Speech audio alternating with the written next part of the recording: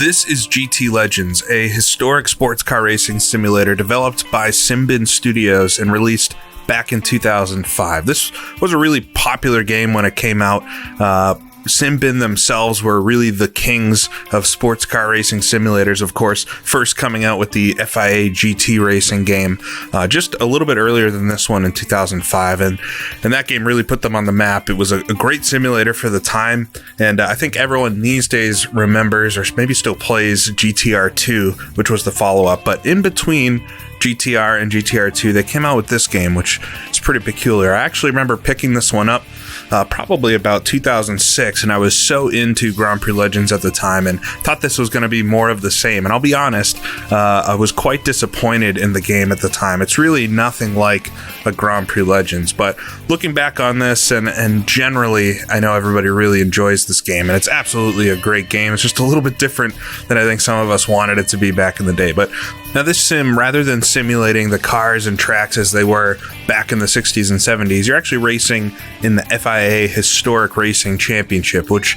was a series, or is a series, that the FIA puts on for folks to race classic cars these days. And so you've got this interesting hybrid of great classic machinery that's actually got modern equipment and things in it, and you're racing around modern circuits. So for myself, back in the day, booting this up was a little odd. I actually didn't really notice at first, and I can talk about that more, but didn't notice at first that it was not of the period. But I remember specifically racing around Spa-Francorchamps in this game and wondering why they had the new version of Spa, and then I did a little bit of reading about it and was put off at the time. But it's too bad, because honestly this game is actually really, really good and has some really interesting features. So we can take a quick look around before we get into some racing. And this game itself featured multiplayer and things at the time, but what's honestly interesting most about it is the single player modes. It features a single player somewhat similar to like a Gran Turismo or something. I have to think they were trying to keep in mind that, but you basically have a career system where you progress through the different championships and earn credits and buy cars.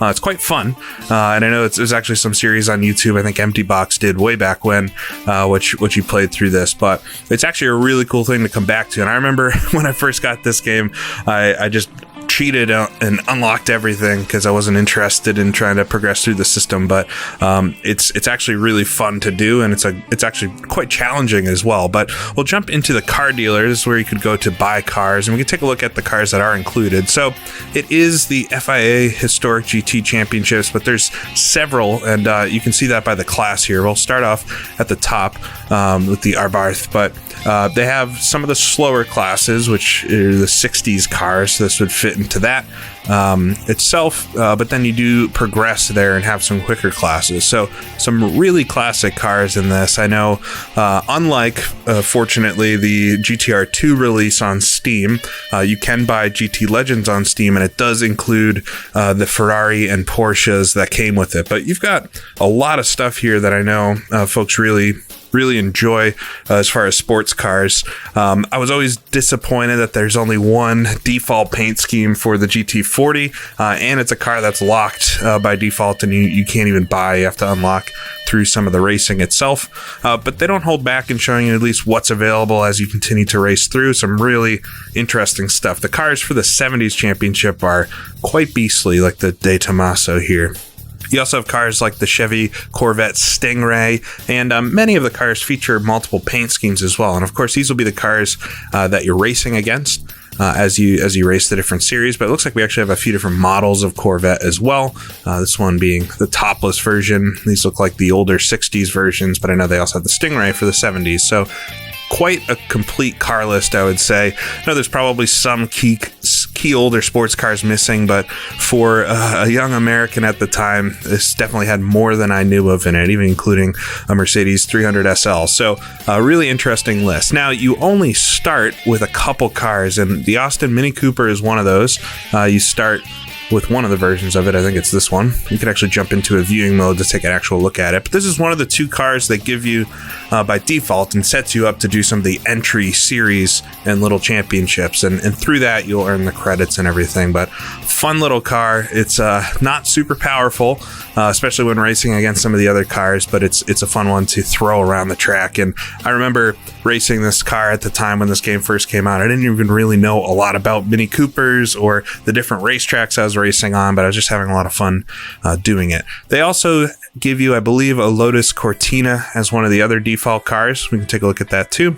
Or I shouldn't say default cars, but another one of the cars you start out with. And so, of course, a classic 1960s race car. There's sports car. There's awesome pictures of Jim Clark and folks throwing these around some of the British circuits. So really iconic car and a fun one to drive as well, but a little heavier but faster than the Mini Cooper overall. So in addition to the great cars, you also have an equally as great selection of racetracks to go race at. And this is some of the best tracks in Europe. At the time, like I said at the start, I was disappointed that they weren't the actual historic tracks, but they're fun to race on. And some tracks I definitely did not know about back in the day, starting here with up top with Anderstorp. This is a track in Sweden that hosted F1 in the 70s. Not one I really knew about at all. Really interesting circuit.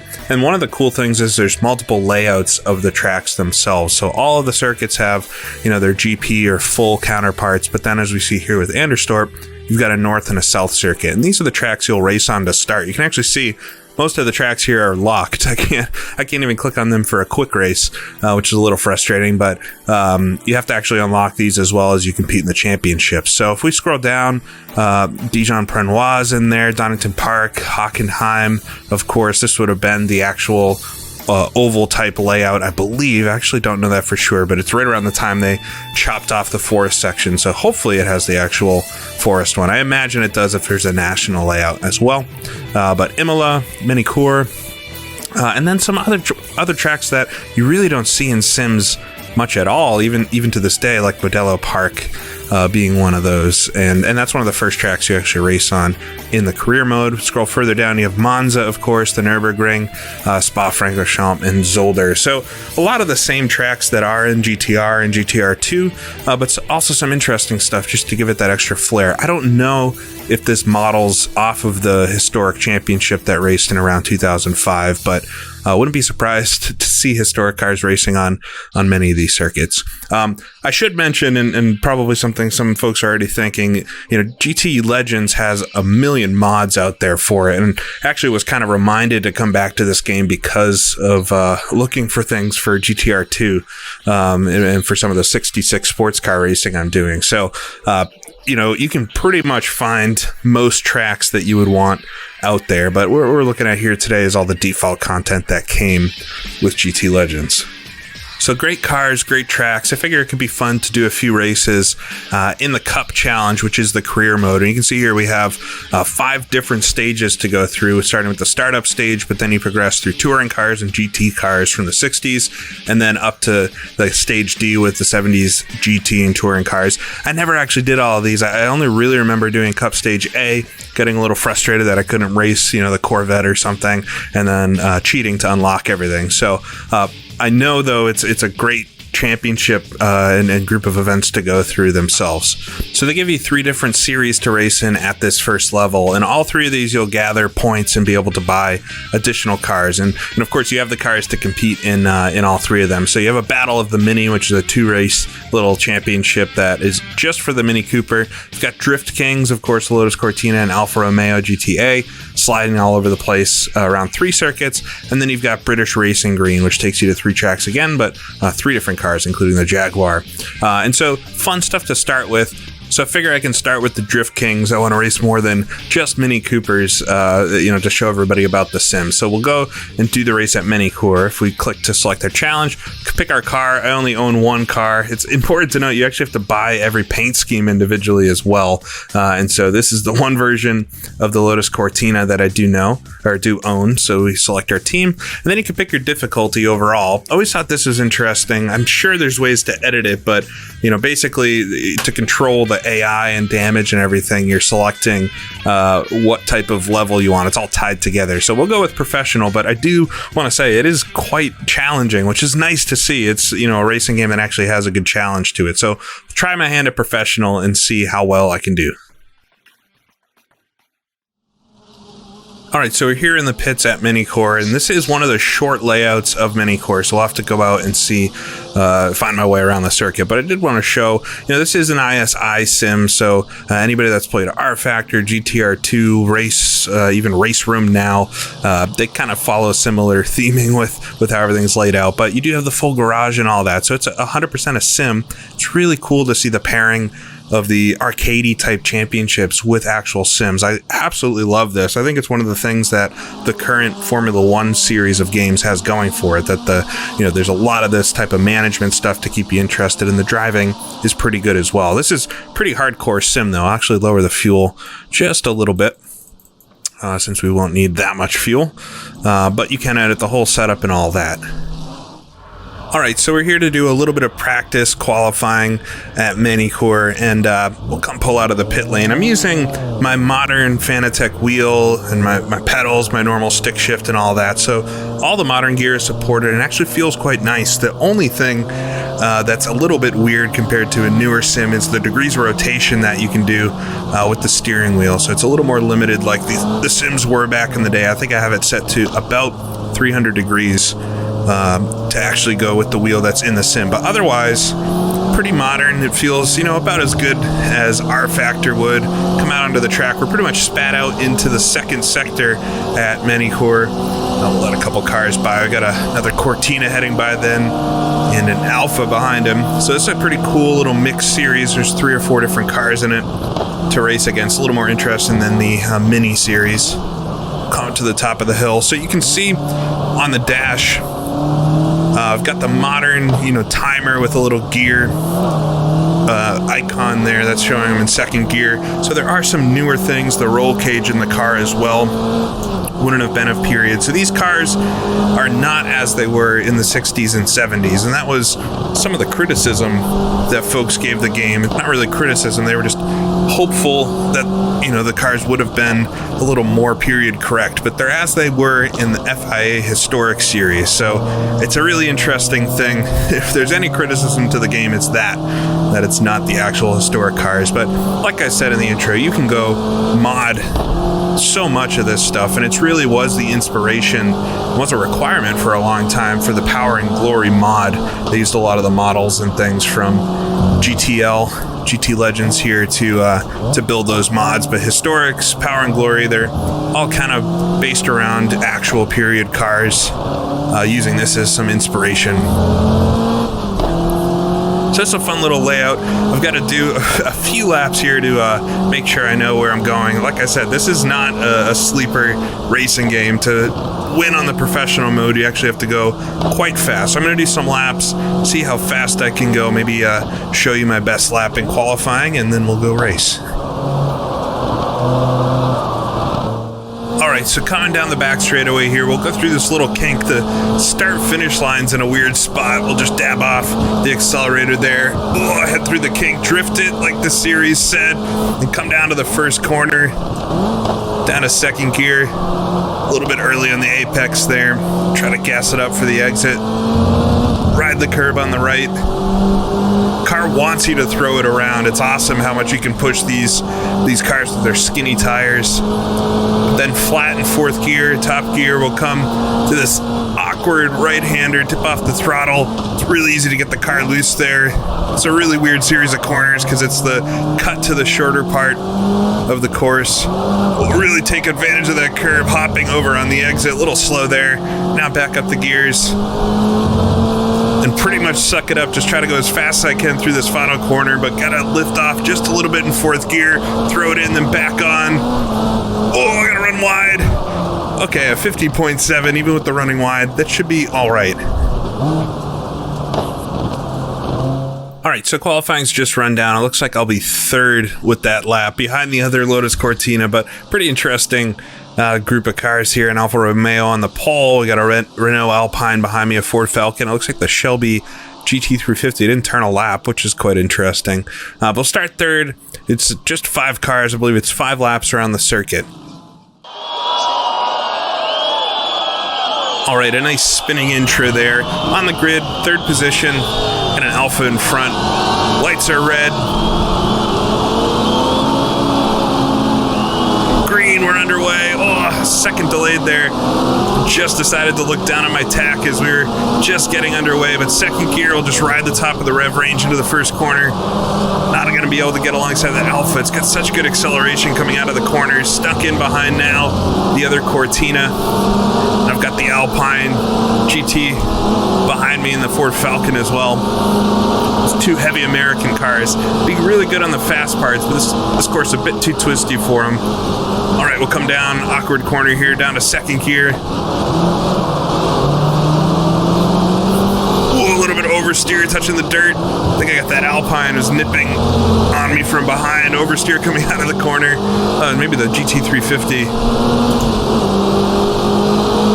But we'll come to complete the first lap, so losing out a little bit on the 2 leaders. I didn't even know if I was clear there with the Mustang behind me, the GT350, but we'll come down now to first corner again, snuck back up. Seemed to be quickest right through that final section, but these two up front are really quick, and this is what I'm saying. This is not an easy game. Which is fun. They knew their audience with the Simbin games. Oh, the 350 is coming up so fast. Let's see if I can keep it on the inside. I should be much quicker through these corners at least.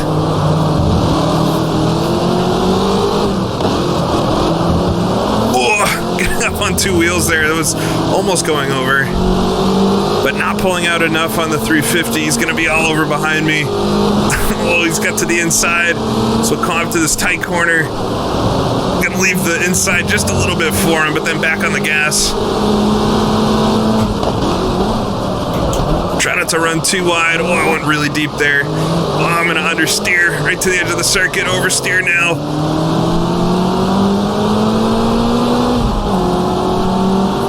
So losing out on third position. I don't know if I'll be able to get that back. There's a lot to learn in these cars. Like I was saying, through the qualifying and practice, they're very interesting to drive.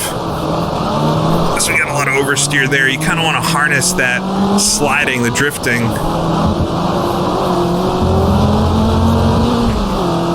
And not throw it off the track like I'm doing there.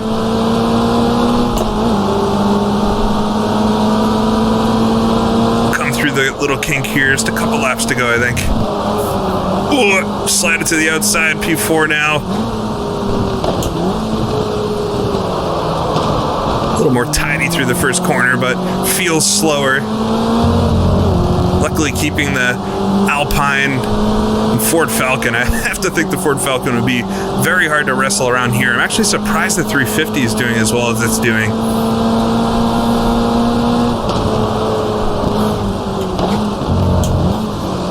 Second gear, making a mess of that entry.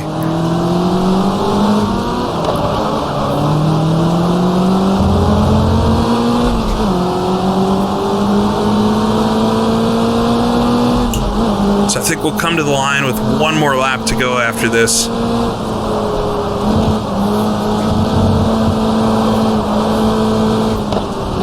Oh, and the 350's gotten around the other Cortina. I actually think I'm closing in on him ever so slightly, bouncing over the curbs on the inside.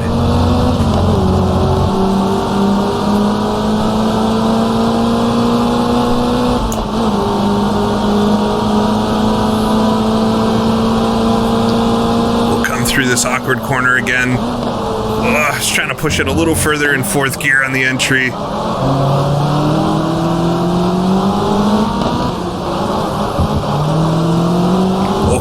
Final corner, so pretty much holding station. I lost one position, unfortunately. Oh, but it looks like the 350 is going to go for the lead. Ooh, getting closed in by the Alpha way up there. If I had a couple more laps, maybe I could catch this other Cortina, but whew, that's a lot of work. All right, so you might have saw there for a second that said you need to crack the top 3. So I think that has to do with the results and getting the trophies and all that. So I forgot about you actually have to place in a certain position, but man, a lot of work to do on professional. So we'll come through. After the first round, we've got 5 points. To Dieter up here is 10 points. So we'll go on to the next round of the championship. All right, so here we are at the Nurburgring for round 2. Come around this right-hander and head down the hill. This is on the GP course, of course, but it's a weird small circuit that just comprises this bottom section. The start-finish straight line is right there. We'll come down to this corner, down to second gear, try to roll it in. The lap is about 50 seconds. Looks like I just got a 49.7, which might be my best lap yet. Let's see if I can better that. We'll head up the hill, up to fourth gear, flat out through the first part of this corner. Just dip it to the left, but then on the exit, the brake really hard here. Down to second. We'll head right into a corkscrew type section, so tight with Armco on the side. Never seen this layout other than this game at the Nürburgring, but pretty interesting little track. Come around, keep it in third gear. Just try to get on the curbs then, and work down the hill towards the line. This lap might be all right, 46, 47 seconds, 48, 49, oh, 49.9, so a little bit slower.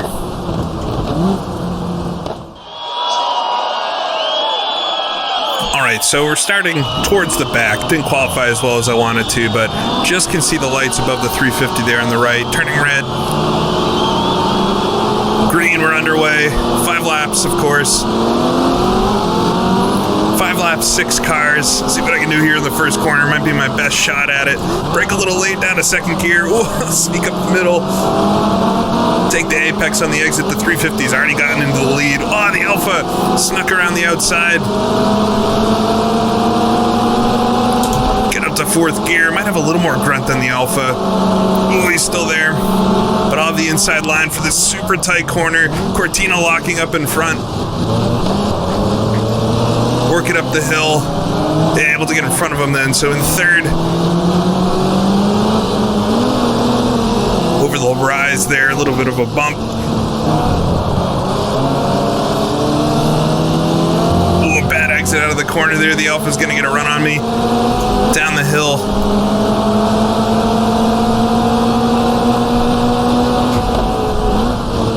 Ooh, the 2 in front locking up.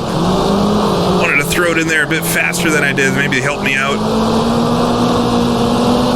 See some sparks coming off the cars in front. I love the effects in the game. I remember, back when this first came out, I couldn't really run it with everything on, but I would sometimes crank everything up and see it stutter along at 5 FPS. Woo!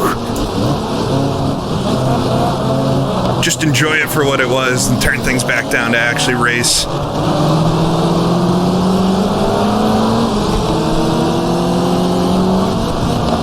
So I'm sticking with these 2 in front. As I say that, they get a nicer corner than me through the last one. Come through the line, I think start the third lap here. And I like how the crowd is not completely full. Ooh, coming to the inside. I guess they accurately modeled how many folks would come see a historics race, or I guess that's a little optimistic for the number.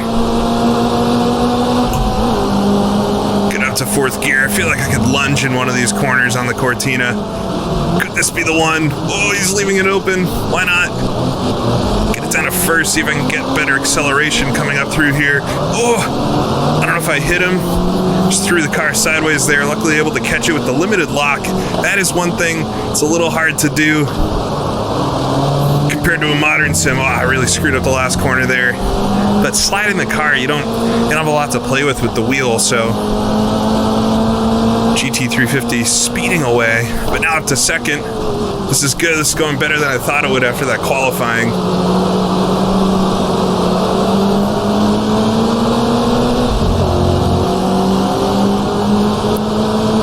Just keep my eye on the mirror. It seems like the Cortina actually fell back slightly. GT350 has to slow down so much. It's the only thing keeping me even close to him through this section, or through the lap, is this last section. I come over the rise there. That last corner, I just have no speed through. But we'll come down, I think finish last track, lap number 4. Got a new fastest lap at least. Oh, he slows down a lot. Almost clipping him there in the entry. Just Try to get the metal down. No way I'm going to keep up with the 350 there, but if I can stick close enough, maybe I can do the same pass into the slow section, although he's just pulling it out in front of me. Ooh, but he taps on the brakes. I got to go for it. Oh, up the inside, down to first again. See if I can get the good acceleration off. Oh, spinning the car. No, half spin. Oh, he's going to get back in front of me. See if I can block the Cortina coming out of the corner. I tried it. I had it for a second. Just spun the car halfway. Didn't catch it in time. Oh, a little bit better of a race, though, than the first one. Come down the hill, I think to the finish.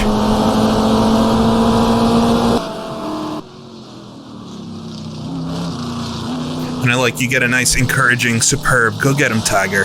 Thanks, Dad. All right, so there you see it after 5 laps.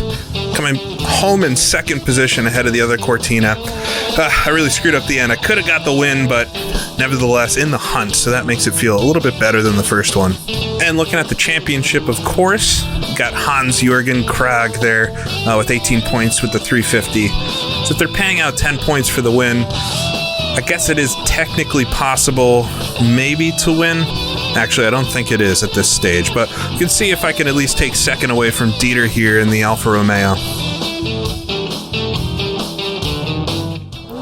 All right, so here at Monza for the last round of this little championship, we'll come down to the first corner. This is Monza Junior, which I know a lot of folks know from some other sims. Ooh, almost wiggle it into the first corner there.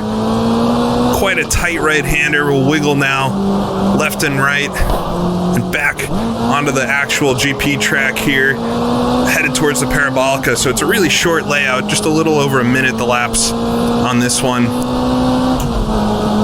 But up to 4th gear, we can actually get up to a pretty good high speed here. Almost need to gear the car a little bit longer, but come down, need to judge perfectly the braking for Parabolica. Right past the 100 boards, maybe a little early there. But now try to get on the throttle as soon as possible, but not quite as important as other versions of the circuit, because we have this chicane here, which I don't think I've ever seen at another version of Monza Junior. Clamber the inside, outside curbs. Want to get a good exit here for the front straightaway again. Yeah, never seen that chicane. I don't know if they run that often in real life, but definitely makes this track more difficult. Come across the line and see what I get here for qualifying.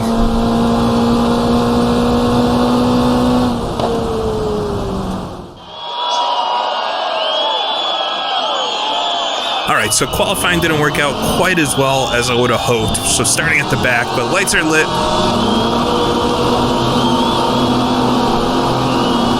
Green, we're underway. Nice wide front straightaway here at Monza. We'll see how low can I go as we head down to turn number 1, but need to try to get back in line a little bit. Ooh, down to 2nd gear. Alfa's got the lead, 350. Comes around the outside. Ooh, getting on the throttle there, a little loose. Just bounce it in 2nd gear, get it onto the back straightaway here. Got the Alpine behind me as I understeer, almost off the track there. He's gonna rocket on by. Such a low car, low center of gravity. Definitely will have much better turning to my Cortina. That's what's fun about this game. I could do this championship again in a different car once I can afford to buy one. Have a totally different experience. Coming through the Parabolica, heard the Ford to my inside. We'll come then to the odd chicane, down to 2nd gear. Just tip it on through. They all get stacked up in front. We'll come complete the first lap, so I picked up at least 1 spot. We'll see if the Falcon has something to say about that. So rockets on by. Definitely good in a straight line, the American cars. Ooh, locking up the brakes. Falcon's going to take the line away from me. Just whack the wheel. You don't get much grip there. It's a really cool feeling of kind of floating across the asphalt. Not so cool when you can't get the power down, though. Got the other Cortina behind me. Want to keep him there, at least beat my potential teammate.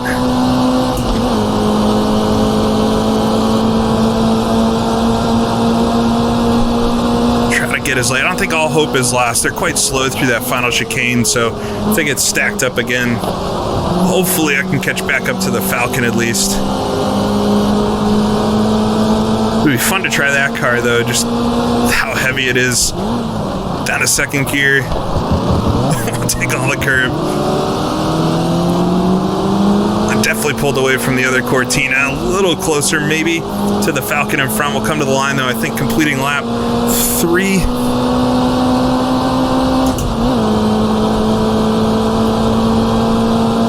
But not quite the race I wanted for the last one. Ooh, gonna run a little wide, locked up the brakes. Just try to late apex it, make it look like I did it on purpose maybe.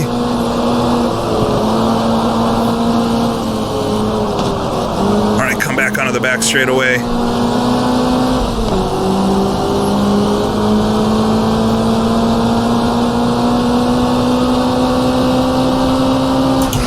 Gotta hand it to Simbin. The tracks look really good, especially if you think in 2005, what else was coming out then? I mean, contemporary sims to this would have been, you know, NASCAR 2003. Different thing, obviously, but I think these tracks look a lot nicer than those by stock even.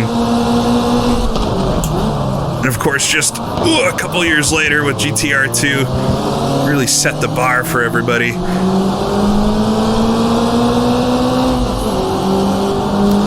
We'll come start the final lap. I don't think it's not looking good about to claim back the championship or anything. The 350 is well into the lead. But see if I can keep this other Cortina behind me at least. Down to second gear. Try not to run as wide this time. So much smoke on the track. I love that with these cars because no way in real life would these cars be running perfectly, especially if they're thrashing them like this. Oh, a little slow coming onto the back straightaway. The Cortina's peeking all around me.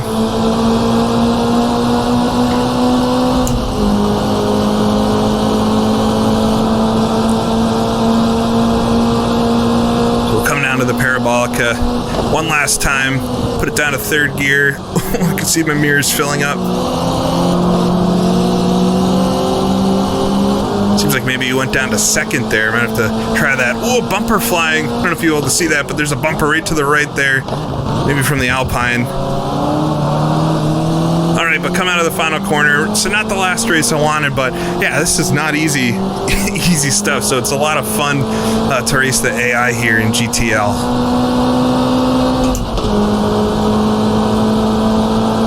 Oh, we actually have another lap. Oh no. This is what you get when you don't race with the HUD.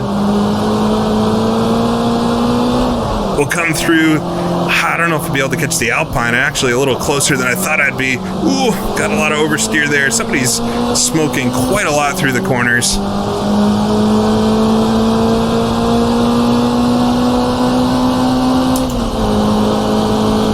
Get it up to fourth. Still looking at the mirror for the Cortina.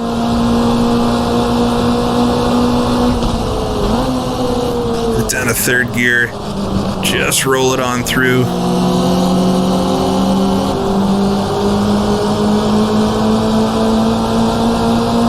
Oh, and once again the Alpine and the Falcon touching up there. Can't run through them. You gotta try to pass them. Alright, but now we'll come to the line. And I think this will be the last lap, unless for some reason this race is longer than all the others.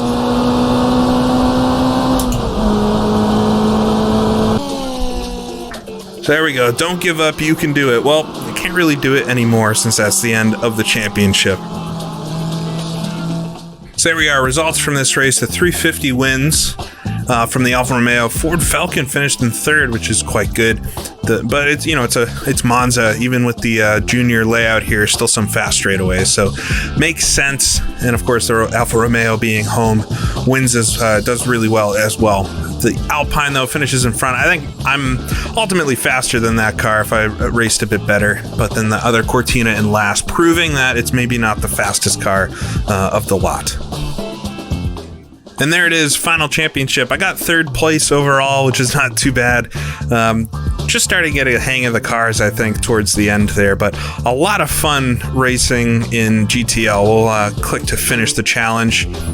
I got the Gold Cup trophy awarded, which is interesting, but I think there's several different trophies. But I also got 20,000 credits, so now I could go shopping for another new car. So I got a gold there on the Drift Kings. If I back out, I think you can see all the trophies. Yeah, it goes up to diamond, so gold is not as good as it sounds, but I guess they want everybody to be a bit of a winner. What do we got? Silver, bronze, glass, and plastic. All right, you definitely don't want those. So got a gold trophy, not too bad. 20,000 credits, could go shop for a car, but also get those other championships to race in. GT Legends, really cool game. I love the packaging of all of it, and I wish back in the day I wasn't kind of missold or dreamed up my own expectations for what it would be, because I think if I had given it a better shot, I would have had a lot more fun with it overall. But really good sim, definitely no main issues. Love the actual championship component, and it has a thing I talk about sometimes that modern sims don't have, and that's the whole package. You're racing in a championship and racing those tracks. I think this is one reason that, you know, ACC is so popular, because you do have all the cars and all the tracks and all the rules and everything. So I wish at some point they'll come out with another historic sim which does the same thing Grand Prix Legends did. But GT Legends here is a really, really fun game. Maybe I'll come back and do some more of it at some time if folks like it. But thanks for watching. Hope you enjoyed a little bit of a trip back through some sim racing nostalgia. So until next time, thanks for watching, and I'll see y'all later.